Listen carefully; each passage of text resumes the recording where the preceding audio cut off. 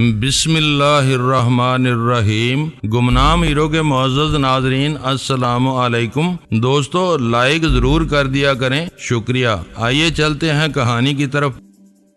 میں یہی سمجھ رہا تھا کہ وہ لڑکیاں ان سے واقف نہیں ہیں، اندازہ میرا یہی تھا۔ اب جو میں نے غور کیا تو مجھے معلوم ہوا کہ کار میں 2 نہیں 4 لڑکیاں موجود ہیں۔ ٹیکسی خاصی آگے بڑھ گئی تھی اور اب میں ان چاروں کو ایک دوسرے سے ہنسی مذاق کرتے ہوئے دیکھ رہا تھا۔ ریلوے پھاٹک سے گزر کر سرخ کار دائیں ہاتھ نکلی۔ وہ سڑک سامنے کے مختلف گاؤں کی طرف جاتی تھی اور کار میں سوار 2 لڑکیاں شاید وہیں سے بس میں روزانہ کالج جاتی تھیں اور اب وہ انہیں چھوڑنے کے لیے جا رہی تھیں۔ میں نے ٹیکسی وہیں روک لی۔ چلو اب مجھے وزیرا آباد لے چلو۔ ٹھیک ہے صاحب جی، ان کے پیچھے نہیں جانا ہے اب؟ نہیں، بس اتنا ہی کافی ہے۔ مگر یہ دیکھ کر مجھے بہت حیرت ہوئی کہ سفید کار بھی بڑی شاہراہ پر رک گئی تھی۔ وہ بھی اب لڑکیوں کے پیچھے نہیں جا رہے تھے۔ ان کا رویہ ایسا تھا کہ نہ مجھے احساس ہونے دیتے تھے کہ وہ میرا تعاقب کر رہے ہیں، نہ وہ لڑکیاں سمجھ سکی تھی کہ وہ ان کے پیچھے آ رہے ہیں۔ میرے پاس ثبوت کوئی بھی نہیں تھا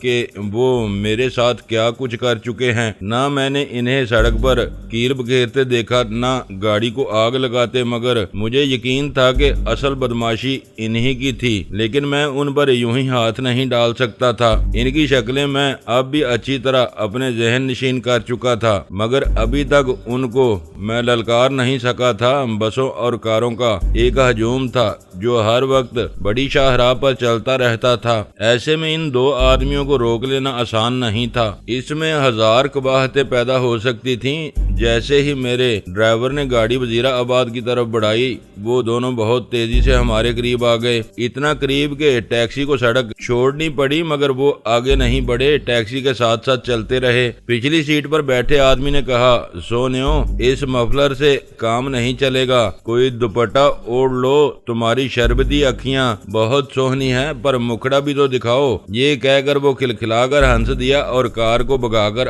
آگے لے گیا۔ اس کی آواز میں بلا کا طنز تھا۔ گاڑی چند ہی لمحوں میں خاصی آگے نکل گئی۔ ان کا پیچھا کرو بھائی، معلوم تو کر لیں کہ ان کی پسند کیا ہے۔ میں نے مفلر اتار کر آگے رکھ لیا۔ اب ان سے کسی پردے کی ضرورت نہیں رہ گئی تھی۔ ڈرائیور بھی جوان آدمی تھا، اسے بھی میرا خیال ہے تیش آ گیا تھا۔ اس نے گاڑی ایک دم تیز کر دی۔ وہ لوگ اس وقت تک چناب کا پل عبور کر کے وزیرا آباد جانے والی پرانی سڑک پر جا پہنچے تھے۔ ٹیکسی ڈرائیور نے بڑے غصے سے گاڑی لے جا کر ان کے قریب کھڑی کر دی۔ ایک گھنا جنگل سا ہمارے ارد گرد کھڑا تھا۔ اوئے تم یہ کیا بکواس کر کے آئے ہو ادھر؟ کیا چاہتے ہو تم؟ ڈرائیور نے بڑے روب سے پوچھا۔ اوئے جا، تو کون ہے؟ میں خواہ مخواہ، اصل بات تو میں نے اس سے کی ہے، تیری سواری کے ساتھ۔ یہ منہ کیوں چھپا رہا تھا؟ میں نے ڈرائیور کے کندھے پر ہاتھ رکھ کر اسے چپ رہنے کا اشارہ کیا اور خود میں ٹیکسی کا دروازہ کھول کر باہر نکل گیا۔ جاتے ہی میں نے ان کی کار کا دروازہ کھول دیا۔ ہاں بھائی، یہ قصہ کیا ہے استاد؟ تمہیں کیا چیز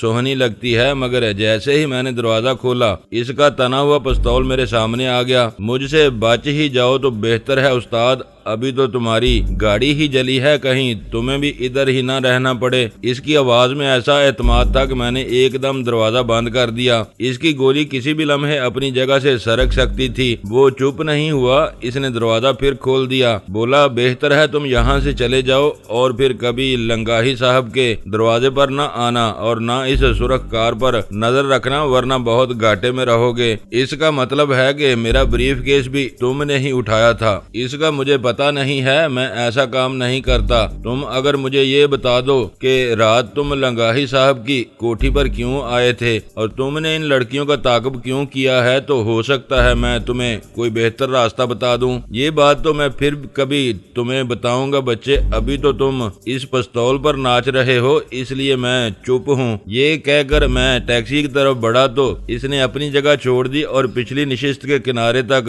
آ کر اس نے دایاں ہاتھ کار سے باہر نکالا डाला, मगर अभी वो गाड़ी से निकल ही रहा था कि मैंने पलट कर एकदम दरवाजा बंद कर दिया। इसका आधा धड़ दरवाजे में फंस गया तो मैंने इसके दाएं हाथ को कलाई से पकड़कर कार के पिछले हिस्से से लगा दिया। मेरा पूरा जोर दरवाजे को बंद करने में सरफ हो रहा था, जिसमें इसकी गर्दन फंस गई थी। बाएं हाथ से मैंने पिस्तौल इसके हाथ से गिरा दिया, मगर इसके लिए मुझे दरवाजा ज्यादा ही कुव्वत से बंद करना पड़ा। इस असना में दूसरा आदमी लपक कर एकदम बाहर आ गया, मगर इस वक्त तक पिस्तौल मेरे कब्जे में आ चुका था। इसने बाहर निकलते एक लंबी सी सलाख मेरे कंधे पर मारनी चाहिए, मगर मैंने दरवाजा एकदम खोलकर इसके पांव उखाड़ दिए। हाथ इसका अभी ऊपर ही उठ रहा था कि मैंने उन दोनों को पिस्तौल की जद में ले लिया। हाँ तो अब बताओ बेटे कि वो गाड़ी तुमने कैसे जला दी? इस पर तो 1.5 लाख रुपया सरफ हुआ है मेरा। इतने में टैक्सी ड्राइवर भी बाहर निकल आया और बड़े गजबनाक अंदाज से बोला, मारो जी इन कुत्ते के बच्चों को,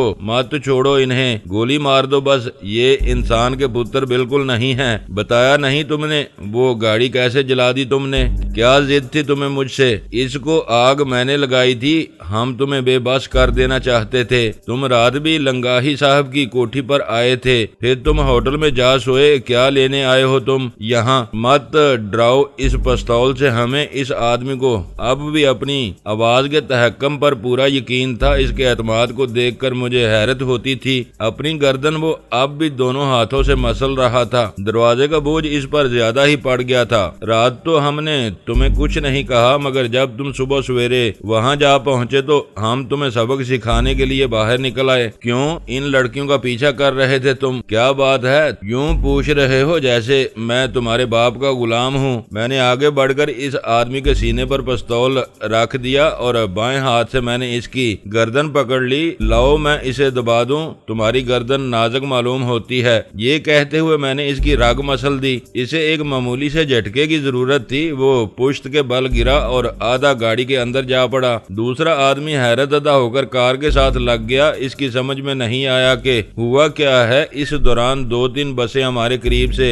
शां शां करती गुजर गईं, मगर किसी ने हमारी तरफ ध्यान नहीं दिया। अगर दिया भी तो वो रुके नहीं। इसका नाम क्या है बरखुरदार इस आदमी का? ये हकीम खान है, लंगाही साहब के हाँ मुलाजिम है। उसने कदरे तरद्दुद से कहा। इसकी आंखों से वहशत नुमायां होने लगी थी। और तुम? मेरा नाम अख्तर है, मैं भी उनकी फैक्ट्री में काम करता हूँ और ये फैक्ट्री का ही काम है जो तुम कर रहे हो। तुमने क्या सोचकर मेरी गाड़ी जला दी? तुम यूं करो कि अब ये गाड़ी मेरे पास छोड़ जाओ और लंगाही साहब को बता दो कि हुआ क्या था। ये नहीं हो सकता, वो इसकी इजाजत कभी नहीं देंगे। उनसे पूछ ही कौन रहा है। इनको जाकर सिर्फ इतना बता दो कि तुमने क्या कर दिया और फिर हमने क्या कर दिया। ये नहीं हो सकता, कभी भी नहीं। मैं ये गाड़ी तुम्हें नहीं दे सकता। वो एकदम दरवाजा खोलकर स्टीयरिंग संभालने लगा। मैंने आगे बढ़कर इसे बालों से पकड़कर गाड़ी से खींचा और इसके मुंह पर एक झांपड़ देकर इसे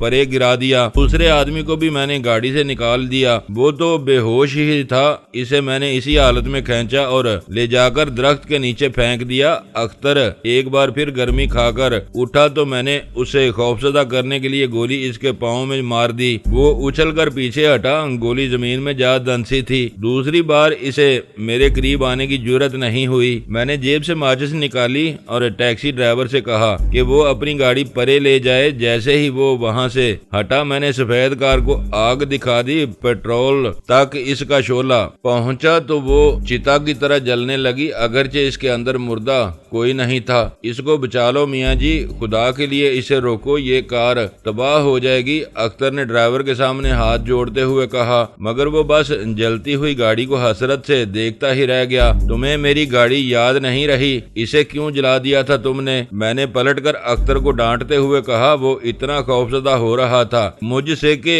मुझे सामने देखते ही वहां से भाग निकला, मगर अभी वो दरख्तों के झुंड में चंद कदम ही निकला होगा कि मैंने इसकी गर्दन दबोच ली और इसको हवा में उछालकर जमीन पर गिरा दिया। हैरत है कि मेरे बाजुओं में ऐसी कुव्वत कहां से उभर आई। इसका वजन कम से कम 1.5 मन तो जरूर ही होगा। वो जमीन पर गिरा तो मैंने इसकी रगें मसल दी। इसका बेहोश हो जाना ही बेहतर था। जब मैं दोबारा टैक्सी के पास पहुंचा तो इस वक्त तक कार बड़ी हद तक जलकर भस्म हो चुकी थी और ड्राइविंग स्टीयरिंग पर बैठा वहां से भाग जाने की सोच रहा था। अब तुम تم جاؤ یار، پتہ نہیں مجھے اس کا کیا خمیازہ بھگتنا پڑے۔ جاؤ تم، یہ لو اپنا کرایہ، میں نے 100 روپیہ اس کی طرف بڑھا دیا، میرے پاس تو کھلا نہیں ہے۔ بس ٹھیک ہے، یہ 100 ہی لے جاؤ، شاباش، اور دیکھو کسی سے اس کا ذکر نہیں کرنا، سمجھے، ورنہ تم بھی پھنس جاؤ گے۔ جی ٹھیک ہے، مجھے آپ کی یہ بات یاد رہے گی۔ یہ کہہ کر اس نے ٹیکسی کا رخ گجرات کی طرف موڑ لیا۔ جب وہ میری نظروں سے اوجھل ہو گیا تو میں وہاں سے فوراً ہی وزیرہ آباد کی طرف چل دیا۔ ڈر مجھے یہ تھا کہ پھر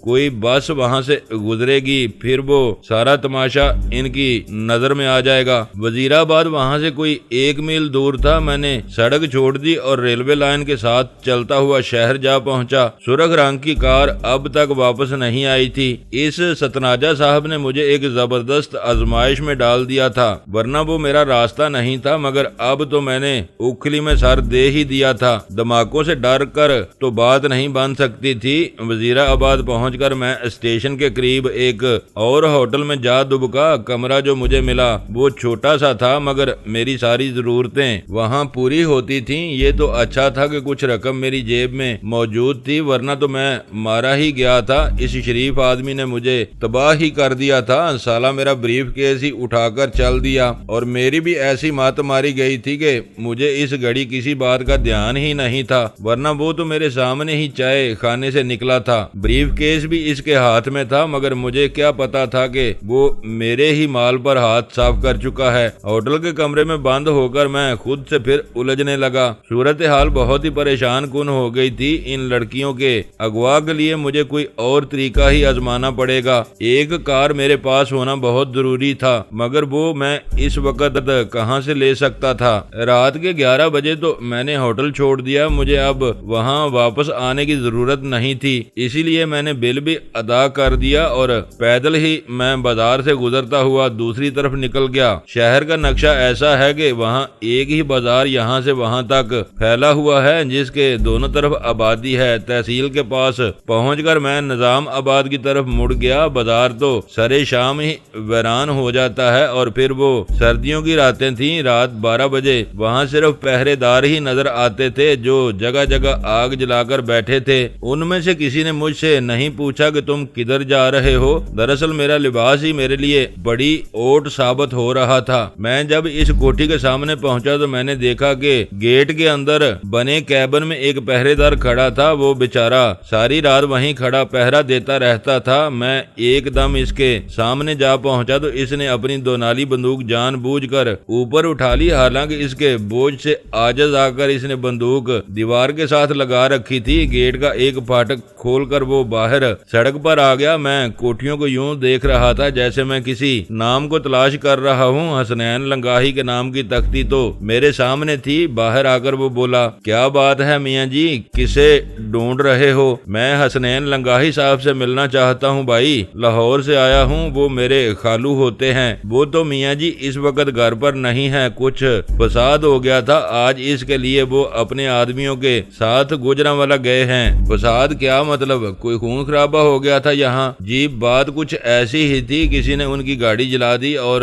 اس میں سوار 2 ملازموں کو بھی بے ہوش کر دیا۔ دریا کے پاس جو جگہ ہے وہاں یہ واقعہ پیش آیا تھا۔ آپ ابھی آ رہے ہیں؟ ہاں بھائی، 9 بجے جو گاڑی لاہور سے چلتی ہے میں اس میں آیا ہوں۔ تم یوں کرو گے ہمارے خالہ جان کو اطلاع دے دو، کہنا کہ غلام فرید آیا ہے لاہور سے۔ جی بہت بہتر، میں انہیں جگا کر اطلاع دے دیتا ہوں، ہو سکتا ہے وہ جاگ ہی رہی ہوں، لنگاہی صاحب کا انہیں انتظار ہے۔ یہ کہہ کر وہ گیٹ کے اندر جانے لگا تو میں نے اس کے پاس پہنچ کر پیچھے سے اس کی گردن کی رگیں کچھ اس طرح مسل دیں کہ وہ اوندے منہ زمین پر جا پڑا اور بندوق اس کے ہاتھ سے چھوٹ کر دور جا گری۔ اس کو فوراً ہی میں نے کھینچ کر کیبن کے اندر ڈال دیا۔ سرخ رنگ کی کار گیراج میں کھڑی تھی جس کا دروازہ کوئی نہیں تھا اور وہ میرے بہت کام آ سکتی تھی۔ میں عمارت کی طرف بڑھا تو مجھے معلوم ہوا کہ برآمدے سے آگے بائیں ہاتھ کے ایک کمرے میں روشنی ہو رہی ہے۔ یہ اچھی بات نہیں تھی، میں کسی جاگتے ہوئے آدمی کا سامنا نہیں کرنا چاہتا تھا۔ پھر بھی میں وہاں رکا نہیں بلکہ سیدھا اس کمرے تک جا پہنچا۔ اس کی کھڑکیاں میرے سامنے ہی تھیں، ان کے شیشوں میں سے میں نے اندر جھانک کر دیکھا تو معلوم ہوا کہ ایک لڑکی اس وقت بھی مطالعے میں مصروف تھی، شاید اس کے امتحان سر پر آ پہنچے تھے۔ کتابیں اس نے میز پر پھیلا رکھی تھیں، ٹیبل لیمپ کی کی روشنی میں اس کا چہرہ مجھے بہت ہی بلا معلوم ہوا۔ کمرے میں بجلی کا ہیٹر جل رہا تھا اور وہ سادہ سے لباس میں کرسی پر بیٹھی کتاب پڑھ رہی تھی۔ دوسری لڑکی کمرے کے عقبی حصے میں بستر پر لیٹی تھی۔ ٹیبل لیمپ کی روشنی اس تک یوں پہنچ رہی تھی جیسے کوئی خواب میں دور افق پر پاؤں پھٹتے ہوئے دیکھ رہا ہو۔ وہ دونوں لڑکیاں ایک ہی کمرے میں موجود تھیں اور مجھے نہیں معلوم تھا کہ ان کی والدہ کس کمرے میں ہے۔ عین اس وقت لڑکی نے کتاب الگ رکھی اور اٹھ کر کمرے کا دروازہ کھولنے لگی۔ جیسے ہی اس نے کمرے کا دروازہ کھولا میں کھڑکی سے ہٹ کر ایک دم اس کے پیچھے جا پہنچا۔ وہ ابھی دوسرے کمرے کا دروازہ کھول ہی رہی تھی کہ میں نے اس کی گردن پر ہاتھ ڈال دیا۔ اس کی جلد کی ملائمت نے مجھے حیران کر دیا۔ میری انگلیاں ایک دم اس کی رگے احساس کو مسل گئیں۔ وہ تل ملا کر رہ گئی اور پھر میرے ہاتھوں میں جھول گئی۔ اس کا منہ کھلے کا کھلا رہ گیا، آنکھیں بھی وہ جھپکنا بھول گئی تھی۔ اس کو اٹھا کر میں نے برآمدے میں دیوار کے ساتھ ڈال دیا اور پھر کھلے دروازے سے میں کمرے میں داخل ہو گیا۔ دوسری لڑکی بے سدھ ہو کر سوئی ہوئی تھی۔ اس کو اٹھا لینا کچھ بھی مشکل نہیں تھا مگر اس کو جگا لینا کسی بھی طرح مناسب نہیں تھا۔ میں نے سوتے میں اس کی رگے احساس مسل دی۔ ایک ہلکی سی چیخ اس کے لبوں تک آ کر واپس چلی گئی۔ اسے اس مرحلے سے گزار کر مجھے سخت دکھ ہوا۔ وہ حسین تو ہرگز نہیں تھی مگر ایک عجیب سا تقدس اس کے چہرے پر پھیلا ہوا تھا۔ اس کی زلفیں بھی تراشیدہ تھیں مگر اس کے باوجود وہ مجھے پاکیزگی کی حامل معلوم ہوتی تھی۔ ایسی ہستی جو گناہوں ثواب کے تصور ہی سے نا آشنا ہو۔ یہی حال دوسری لڑکی کا تھا۔ اسے بستر سے اٹھا کر جب میں کتابوں سے لدی پھندی میز تک پہنچا تو مجھے معلوم ہوا کہ جس لڑکی کو میں نے پہلے اٹھایا تھا وہ ریحانہ تھی اور دوسری لڑکی کا نام جمیلہ تھا۔ میز پر کار کی چابیاں رکھی تھیں جسے کسی نے انہیں یوں ہی بے خیالی میں وہاں ڈال دیا ہو۔ وہ چابیاں میں نے اٹھا لیں اور جمیلہ کو اٹھا کر میں سرخ کار تک جا پہنچا۔ اس کے بعد میں نے ریحانہ کو برآمدے سے اٹھایا اور اسے بھی کار کی پچھلی نشست پر ڈال دیا۔ ایک ان میں سے اگلی پچھلی سیٹوں کے بیچ میں گر گئی، دوسری نشست پر ہی پڑی رہ گئی۔ کار کو میں نے وہیں سٹارٹ نہیں کیا بلکہ اسے دھکا دے کر میں گیٹ سے باہر لے گیا۔ میرے لیے یہی بہتر تھا ورنہ کوٹھی کے اور لوگ بیدار ہونے کی صورت میں کوئی نیا فساد کھڑا کر سکتے تھے۔ کار کو کوٹھی سے باہر نکال کر میں نے گیٹ بند کیا اور پھر اس کو سٹارٹ کر کے میں اسی وقت وہاں سے چل دیا۔ یہ مرحلہ میرے لیے بہت ہی آسان ثابت ہوا تھا۔ سارا کام آپ ہی آپ ہوتا چلا گیا تھا، کسی نے کوئی مزاحمت ہی نہیں کی تھی۔ کچھ ہی دیر بعد میں نے بڑی شاہراہ پر جا نکلا۔ اب میرے لیے کوئی مشکل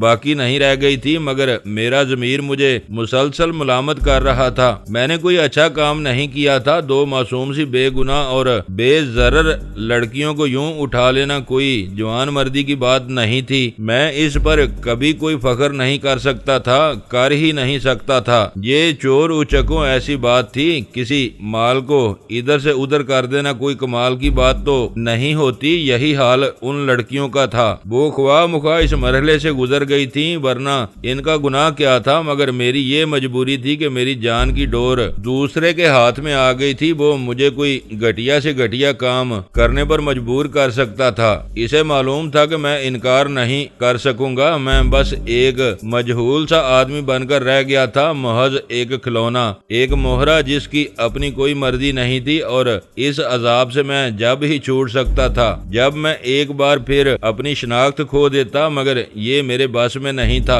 اور مجھے نہیں معلوم تھا کہ ابھی مجھے ستناجا صاحب کے ہاتھوں کیسی کیسی ذلتیں اور سہنا ہوں گی۔ کوئی کیا کہہ سکتا تھا مگر حالات کچھ ایسے ہی تھے کہ میں اس کے سامنے بے بس ہو کر رہ گیا تھا اور میری یہی بے بسی اس کو طاقتور بنا رہی تھی۔ صبح 3 بجے میں لاہور جا پہنچا۔ حیدر اس وقت گہری نیند میں تھا۔ میں نے بار بار گھنٹی بجائی تب جا کر کہیں اس کی آنکھ کھلی اور وہ دوڑا ہوا گیٹ تک آ پہنچا۔ جب اس نے تالا کھول کر مجھے دیکھا تو بولا، آپ کہاں سے آ رہے ہیں سردار صاحب؟ میں تو گہری نیند میں تھا، بہت پریشان کرتے ہو تم، ہٹو پیچھے اور یہ گیٹ بند کر دو۔ یہ کہہ کر میں کار کو لے کر کوٹھی کے اندر جا پہنچا۔ جب حیدر واپس مڑا تو مجھے اس نے ریحانہ کو پچھلی نشست سے اٹھاتے ہوئے دیکھ لیا۔ یہ کون ہے صاحب جی؟ یہ کہاں سے مل گئی ہیں آپ کو؟ چپ رہو، ان کے بارے میں کوئی بات نہ کرنا، میں نے اسے ڈانٹتے ہوئے کہا اور ریحانہ کو لے جا کر میں نے بستر پر ڈال دیا۔ جب میں جمیلہ کو بھی اندر لے گیا تو حیدر ایک بار پھر میرے پاس جھک آیا، بولا یہ کون ہے؟ آخر کوئی خطرے کی بات تو نہیں ہے؟ نہیں نہیں، اس کی فکر مت کرو، بس صبح شام تم ان کا دھیان رکھو گے۔ ابھی تو یہ بے ہوش ہو رہی ہیں، جب یہ ہوش میں آئیں تو انہیں جس چیز کی ضرورت ہو دے دینا۔ ویسے میں بھی ادھر ہی ہوں، مگر یہ ہیں کون؟ تم سے مطلب؟ جاؤ تم اب سو جاؤ، میں خود ان کا دھیان رکھوں گا۔ یہ کہہ کر میں نے دونوں لڑکیوں کے ہاتھ کھینچ کر کمر پر باندھ دیے اور پھر ان کے ٹخنوں پر بھی رسی چڑھا دی۔ مجھے یہ ڈر تھا کہ وہ جاگ گئیں تو بہت شور مچائیں گی۔ ان کے وہم و گمان میں بھی یہ بات نہیں تھی کہ کوئی سوتے میں ان کو اغوا کر لے گا۔ ان کی طرف سے اطمینان کر لینے کے بعد میں نے کمرہ چاروں طرف سے مکفل کر دیا اور پھر ایک کمرے میں جا کر لیٹ گیا۔ نیند نے میرے وجود کو سنگسار کرنا شروع کر دیا تھا۔ وہ بلا شبہ میری زبردست فتح تھی۔ میں اتنے سارے فساد میں ہاتھ ڈال کر لڑکیوں کو یوں لے آیا تھا جیسے لوگ مکھن میں سے بال نکال لیتے ہیں، مگر اس میں میرے لیے فخر کی کوئی بات نہیں تھی۔ میں اس کے بارے میں کسی سے یہ نہیں کہہ سکتا تھا کہ دیکھو میں کیا کر آیا ہوں، مجھے دیکھو۔ میرے وجود میں زبردست ہلچل مچی تھی، ضمیر کی ملامت الگ مجھے رسوا کر رہی تھی، مگر پھر بھی میں سو ہی گیا کہ نیند چپولی کا کپڑا ہے جو سر پر آئے تو آنکھیں مندنے لگتی ہیں۔ صبح میں 8 بجے جب بیدار ہوا تو حیدر نے بتایا کہ دونوں لڑکیاں ابھی تک بے ہوش ہیں، انہیں نیند کے فریب میں مبتلا ہوئے 8 گھنٹے گزر چکے تھے، اب تو ان کو ہوش میں آ جانا چاہیے تھا۔ حیدر انہیں کھڑکی کے شیشوں میں سے دیکھتا رہا تھا۔ حیرت اس کے منہ پر صاف لکھی نظر آتی تھی، جیسے وہ مجھ سے پوچھ رہا ہو کہ آخر یہ لڑکیاں ہیں کون اور ہماری کوٹھی میں کیسے آ گئیں۔ نیند سے بیدار ہوتے ہی میں نے منہ ہاتھ دھویا اور پھر ستناجا صاحب کو میں نے فون کر دیا۔ وہ اس وقت گھر پر ہی تھے۔ میری آواز سن کر بولے، کہاں سے بول رہے ہیں آپ؟ اپنے گھر سے۔ کیا مطلب؟ یعنی آپ واپس بھی آ گئے؟ ہاں، مکمل واپس آ چکا ہوں، اور وہ ہمارا کام، میں نے آپ کا کام تمام کر دیا ہے جناب۔ واقعی کمال ہے، حد ہو گئی۔ میں ابھی آپ کی طرف آ رہا ہوں۔ اب اپنی کوٹھی میں ہے نا آپ؟ جی ہاں، میں آپ کا انتظار کر رہا ہوں۔ یہ کہہ کر میں نے فون بند کر دیا۔ ابھی میں نے ناشتہ کیا ہی تھا کہ ستناجا صاحب میرے پاس آ پہنچے۔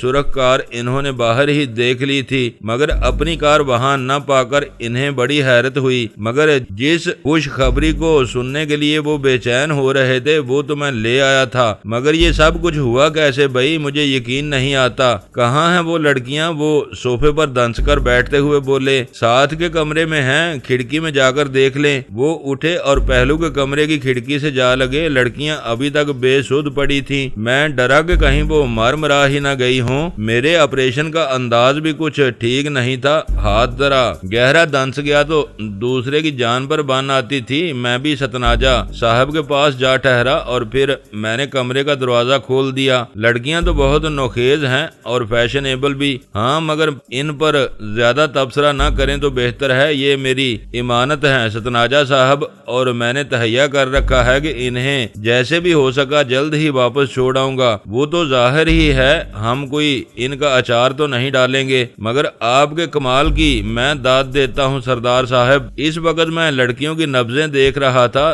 دونوں تندرست و توانا تھیں، البتہ ان کا سانس اب بھی بھاری تھا، مگر نظر یوں آتا تھا جیسے وہ ابھی ابھی سوئی ہیں۔ آئیں، اب یہ خود ہی ہوش میں آ جائیں گی۔ ان کو یہاں ہی رکھنا ہے کہ کہیں اور لے جانا ہے؟ نہیں، ان کو ادھر ہی پڑا رہنے دیں، یہ قصہ جلد ہی طے ہو جائے گا۔ حسنین لنگاہی خود چیختا ہوا آئے گا۔ ٹھیک ہے، آپ اس کا دھیان رکھیں۔ آئیں، اب چائے پی لیں۔ ناشتہ تو میں کر آیا ہوں، مگر یہ بتائیں میری گاڑی اب کہاں ہے؟ اس کا قصہ نہ پوچھے تو اچھا ہے۔ کیوں، کیا ہوا؟ چالان ہو گیا تھا کہیں؟ جی نہیں، بلکہ گاڑی ہی ختم ہو گئی۔ ختم ہو گئی؟ نہیں بھائی، مذاق نہ کریں، بڑی قیمتی کار ہے۔ کہاں رکھی ہے آپ نے؟ ستناجا صاحب نے میری بات کو مذاق سمجھتے ہوئے کہا۔ دیکھیں، ہوا یہ ہے کہ میں نے شروع سے لے کر ساری بات انہیں تفصیل سے بتا دی۔ وہ بڑے غور سے میرے ایک ایک لفظ کو غور سے سنتے رہے۔ میں چپ ہوا تو ان کا مزاج برہم ہونے لگا۔ بولے، یہ کیسے ہو سکتا ہے سردار صاحب؟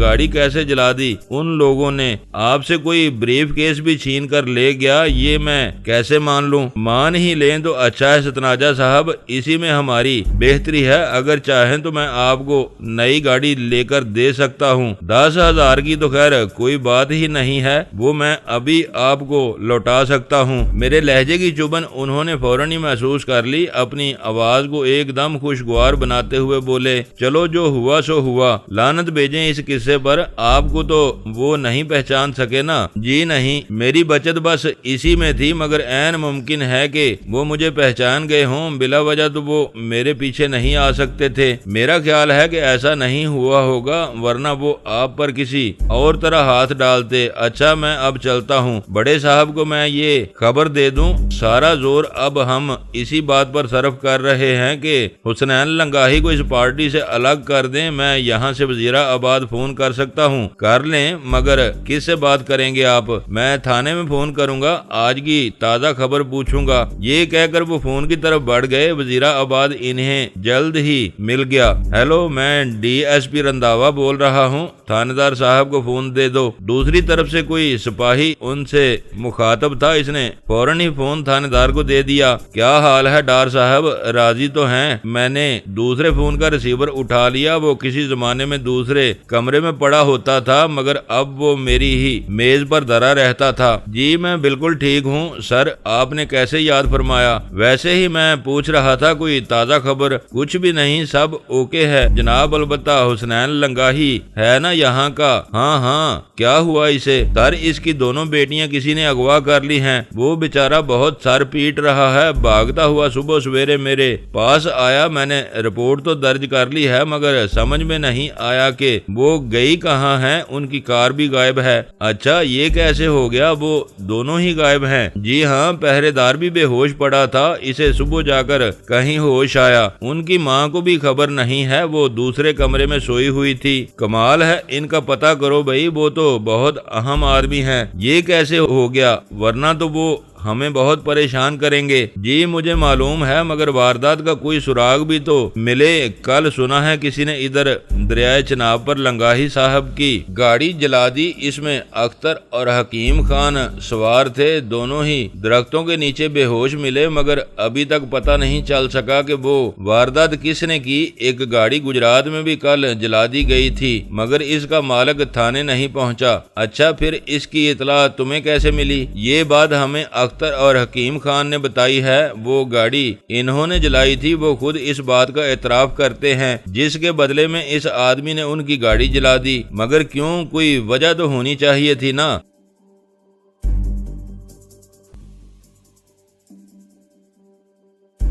دوستو ویڈیو کو لائک ضرور کر دیا کریں۔ ISI پاک آرمی زندہ باد، پاکستان پائندہ باد۔ معزز ناظرین اپنا خیال رکھیے گا اور اپنے اس چینل کا بھی شکریہ۔